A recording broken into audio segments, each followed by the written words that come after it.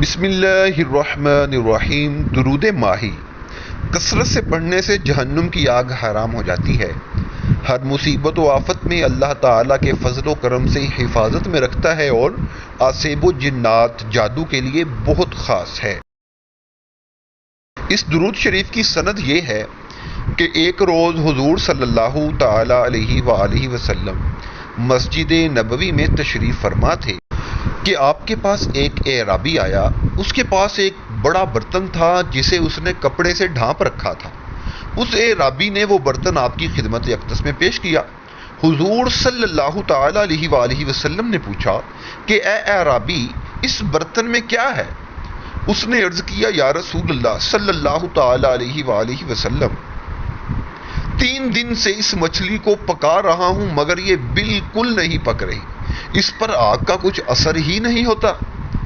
اب آپ کے پاس لایا ہوں کہ آپ صلی اللہ تعالیٰ علیہ وآلہ وسلم اسے اچھی طرح جانتے ہیں اور سبحان اللہ یہ آپ کو اچھی طرح جانتی ہے۔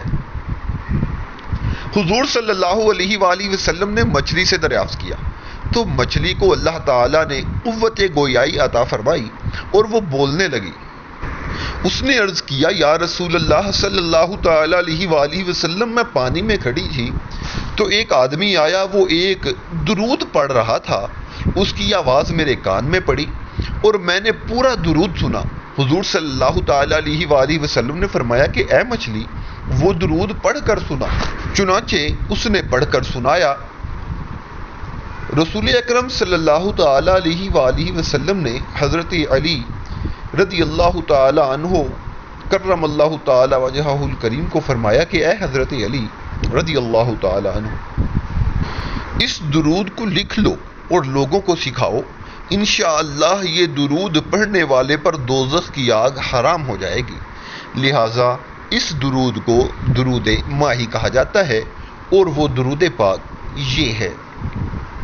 بسم اللہ الرحمن الرحیم، اللہم صل علی محمد وعلی آل محمد خیر الخلائق وافضل البشر وشفیع الامم یوم الحشر والنشر، وصل علی سیدنا محمد وعلى آل سيدنا محمد بعدد كل معلوم لك، وصل على محمد وعلى آل محمد بعدد كل معلوم لك، وصل على محمد وعلى آل محمد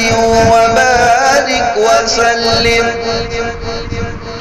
وصل على جميع الأنبياء والمرسلين، وصل على كل الملائكة المقربين وعلى عباد الله الصالحين،